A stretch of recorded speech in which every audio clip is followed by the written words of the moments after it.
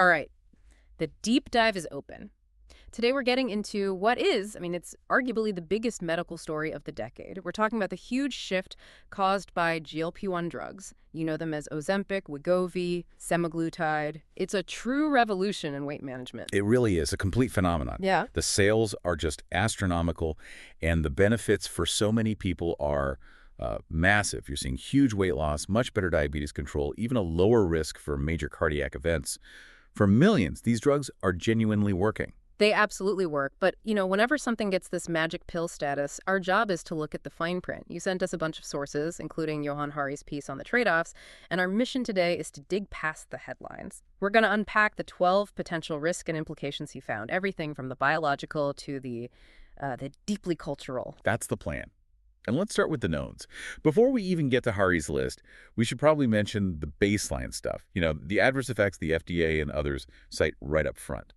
If you start one of these drugs, you're probably facing some gastrointestinal issues. Nausea, vomiting, diarrhea, constipation, headache, GERD, that kind of thing. Right, that's the cocktail of digestive trouble most people are sort of braced for.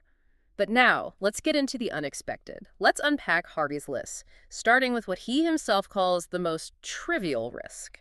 The aesthetic ones. Ozempic face and Ozempic butt. When you have rapid, significant weight loss, 30, 40, 50 pounds, your skin just can't keep up. It loses elasticity. So Hari notes this can result in a kind of gaunt, deflated look. And it's led to a huge spike in people going for cosmetic fillers. So you solve the weight loss problem and create a new reason to see a plastic surgeon. That's a fascinating cycle, but it's not life-threatening.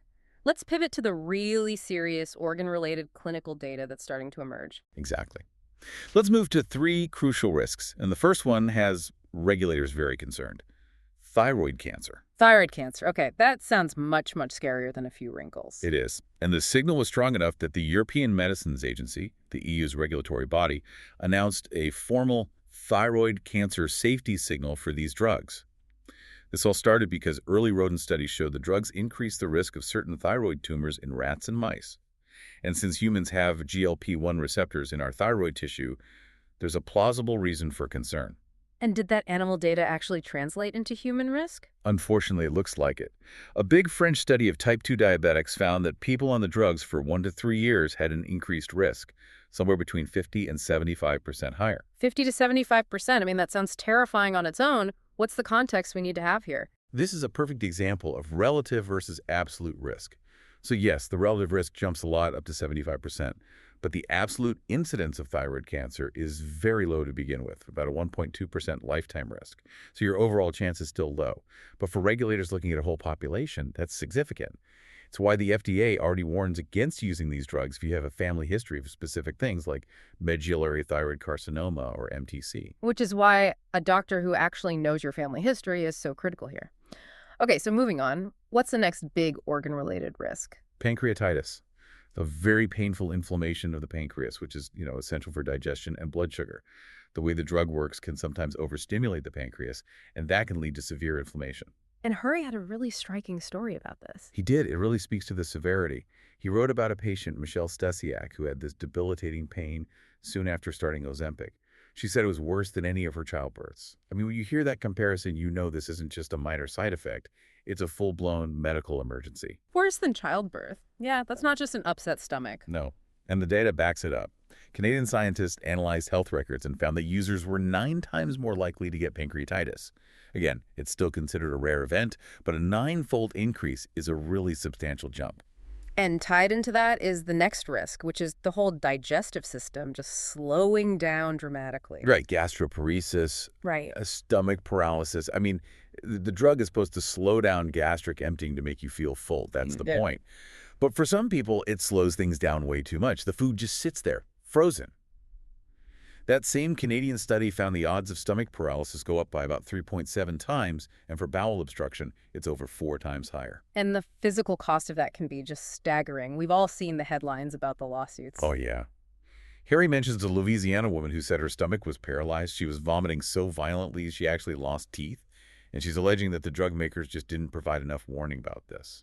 So that covers the direct effects of the drug. But Hari also points out that just the act of losing weight so fast creates its own problems. Which brings us to muscle loss. That's risk 5, loss of lean muscle mass. When you lose, say, 20 or 30% of your body weight that quickly, it's not all fat. A big chunk of it, maybe 20 to 30% of the loss, is lean muscle And why is that so worrying, especially for people as they get older? because it speeds up a process that's already happening. We all lose muscle as we age, and that increases the risk of sarcopenia, which is basically frailty. If you accelerate that, you are seriously increasing your risk of falls and fractures later in life. And the stat is stark.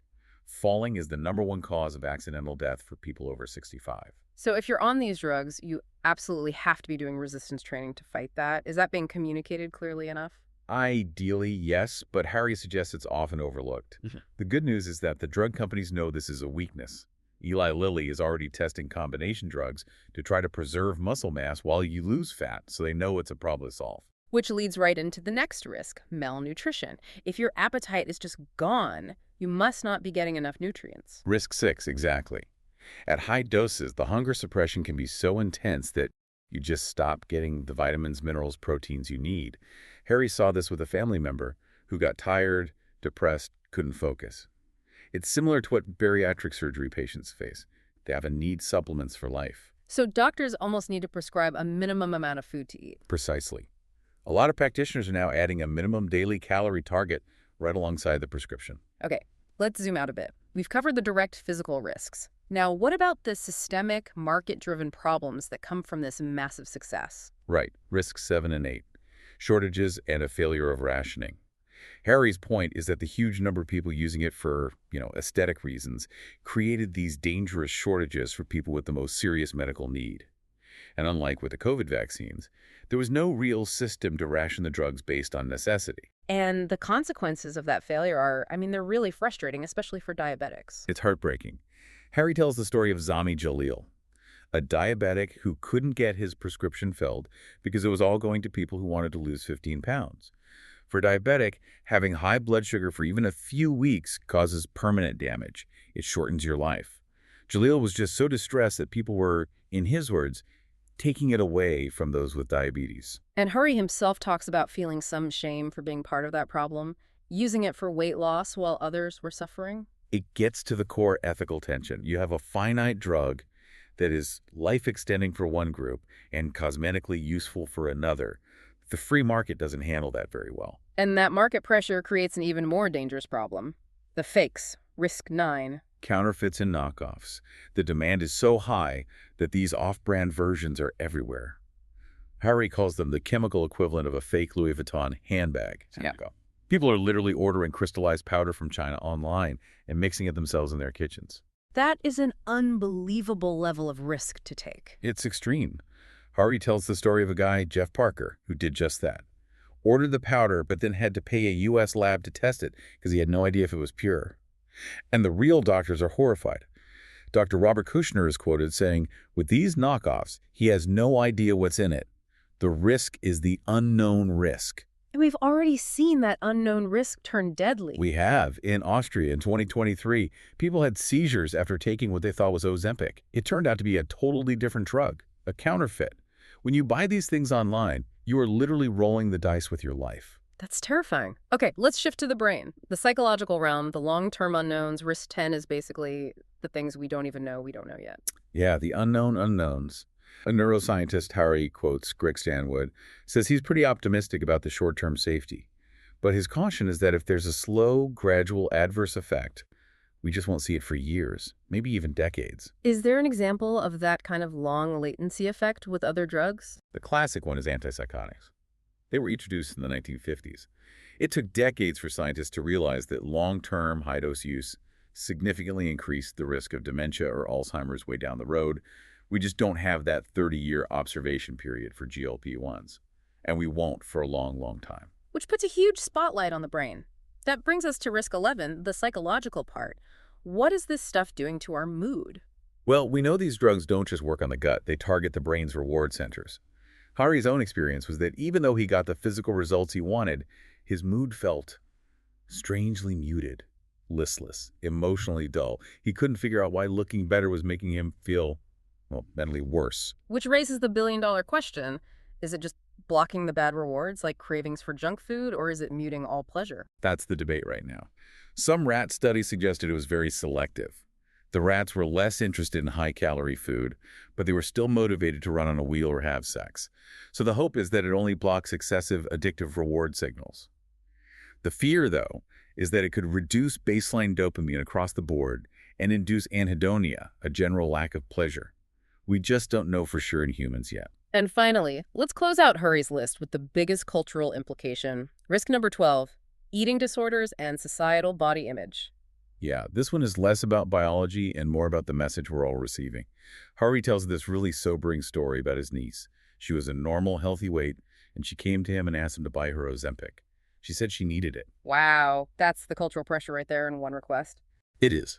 Hari points out that she and her friends are seeing all these body-positive celebrities suddenly dramatically shrink. And it reinforces this awful message that women's bodies need to be shriveled to have value.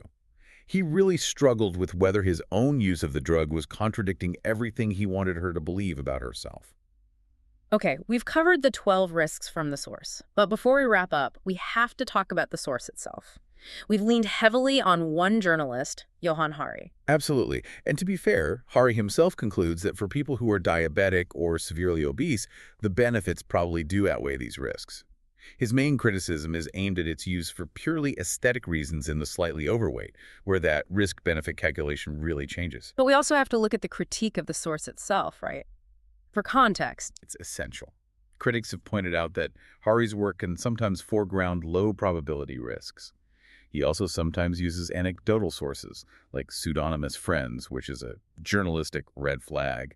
And his past record, which includes acknowledged plagiarism and fabrication, means that any of his research, even when it's well supported by other data like this is, it just needs to be approached with a bit of extra scrutiny. So we've gone through the risks, but with that critical distance, when you step back and look at the whole puzzle, what's the central irony here? The irony is, it's profound.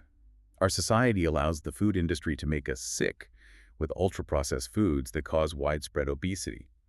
And the solution we've come up with isn't to fix the broken food system, it's to buy magic pills from another set of massive corporations. It's a high-tech individual fix for a huge systemic problem. So we've uncovered the 12 potential risks, the societal impacts.